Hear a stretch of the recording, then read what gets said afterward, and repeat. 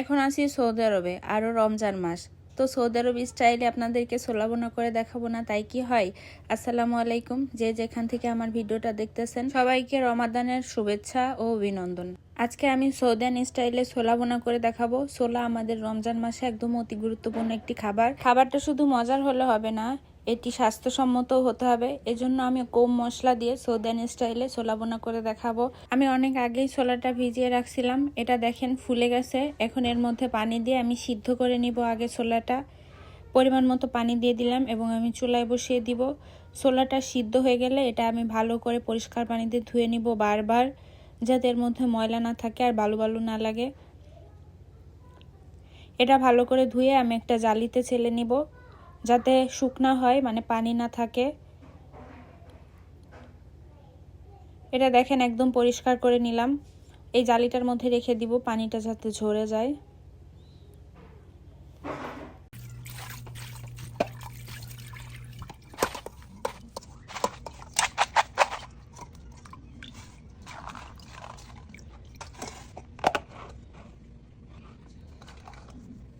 চুলাটা চেলে নিয়ে আমরা মরিচ, পেঁয়াজ, রসুন এগুলা কেটে নিব। দেখেন আমি বেশি করে পেঁয়াজ আর একটা রসুন নিয়ে নিব। আমি এখানে বাটা আদা রসুনটা দিব না, এজন্য শুধু রসুনটাই কেটে নিব।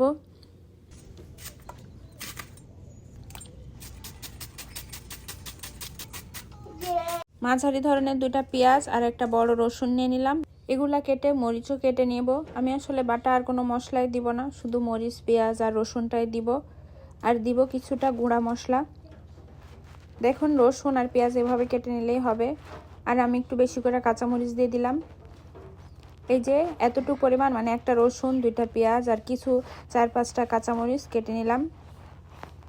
চুলার মধ্যে কড়াইটা বসাই দিব আর দিয়ে দিব অলিভ অয়েল, তেল।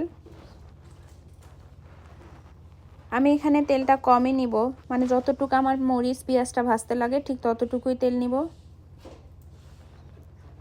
মরিচটা আগে দিব না, আমি মরিচটা সবার শেষে দিব। পেঁয়াজ আর রসুনটা আমি একটু ভেজে নিই। এখানে তেলটা একটু কম হয়ে গেছে, এজন্য আর একটু তেল দিয়ে দিলাম।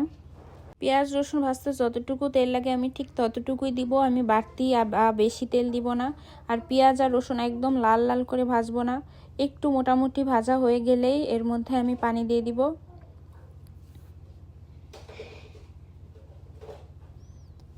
মানে মশলাটা কষাতে আমার যতটুকু পানি লাগবে দিয়ে দিলাম। পরিমাণ মতো লবণ দিয়ে দিলাম, একটু হলুদের গুঁড়া, 1 চামচের 3 ভাগের 1 ভাগ মরিচের গুঁড়া, আর দিব 2 চামচ জিরার গুঁড়া, আর দিব 1 চামচের মতো গোলমরিচের গুঁড়া। ব্যাস, মশলা দেওয়া হয়ে গেছে। আসলে এখানে শুকনা মরিচের গুঁড়া অপশনাল। আমরা যেহেতু বাঙালি একটু ঝাল ঝাল বা একটু কালার হলে বেশি পছন্দ করি, এজন্য জাস্ট অল্প একটু শুকনা মরিচের গুঁড়া দিলাম। কিন্তু শুকনা মরিচের গুঁড়া না দিলেও হবে। এখানে মশলাটা কষিয়ে নিয়ে আমি বুটগুলা ঢেলে দিলাম। এই যে এই পজিশনে আমি কাঁচামরিচগুলা দিয়ে দিব এবং বুট আর মশলাটা আমি একসাথে একটু কষিয়ে নিব। একটু ভালো করে নেড়ে চেড়ে এটা আমি ঢেকে দিই। মাঝে মাঝে ঢাকনাটা উঠিয়ে এভাবে নাড়াচাড়া দিবেন আর একটু পরপর ঢেকে দিবেন, যাতে মশলার সাথে বুটগুলা একটু কষানো হয়। মশলা আর বুট কষানো হয়ে গেলে এই পজিশনে দেখবেন একটু পানি দিয়ে দিব। খুব বেশি পানি দিব না, মোটামুটি যতটুকু পানি লাগে আমার একটু মশলাটা আর বুটটা সিদ্ধ হবে। এই যে দেখেন আমার পানিটা শুকানো হয়ে গেছে। আর যে মশলাগুলো আমি দিয়েছিলাম, মশলাগুলো দেখাই যাচ্ছে এরকম থাকবে আসলে বুটটা।